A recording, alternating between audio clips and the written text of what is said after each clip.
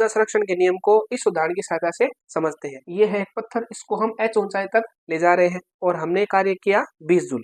ये h ऊंचाई के अंदर जो किया गया कार्य है वो पिंड के अंदर स्थितिज ऊर्जा के रूप में क्या हो गया, संचित हो गया। तो कहने का मतलब यहाँ पे इस स्थिति में कण के अंदर जो ऊर्जा है वो क्या है, स्थितिज ऊर्जा, वो कितनी है, 20 जूल। कण की कोई गति नहीं है तो उसकी गति ऊर्जा कितनी होगी, 0 जूल। अब हम जैसे ही इसको क्या करेंगे, मुक्त करेंगे, तो उस स्थिति में ऊंचाई का मान धीरे धीरे कम होगा, स्थितिज ऊर्जा धीरे धीरे कम होगी, लेकिन कण का वेग बढ़ेगा तो गति ऊर्जा धीरे धीरे क्या होगी, बढ़ेगी।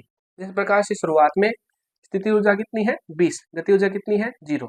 स्थिति ऊर्जा बाद में कितनी होगी, 15, गति ऊर्जा कितनी होगी, 5, स्थिति ऊर्जा कितनी होगी, 10, और गति ऊर्जा भी कितनी होगी, 10 जूल। तो स्थिति ऊर्जा कितनी है, 5 जूल, और गति ऊर्जा कितनी है, 15 जूल। लास्ट में अंतिम देखो, जब कण पृथ्वी से टकरा रहा है तो उस स्थिति में स्थितिज ऊर्जा का मान क्या होगा, 0 होगा, क्योंकि h का मान क्या हो गया, ऊंचाई 0 हो गई है। लेकिन गति ऊर्जा का मान अधिकतम होगा पृथ्वी से कण जब टकराएगा उससे पहले, क्योंकि वेग वहां पे क्या होगा, अधिकतम। तो इस प्रकार से जो हमने कार्य किया 20 जूल, वो पूरा का पूरा कार्य शुरुआत में तो h ऊंचाई पर स्थितिज ऊर्जा के रूप में संचित हो गया, बाद में स्थिति ऊर्जा धीरे धीरे किस में बदल गई, गति ऊर्जा में बदल गई, और अंतिम स्थिति में गति ऊर्जा का मान भी क्या हो गया, 20 जूल हो गया। इसे ही हम बोलते हैं ऊर्जा संरक्षण का नियम, कंजर्वेशन ऑफ एनर्जी।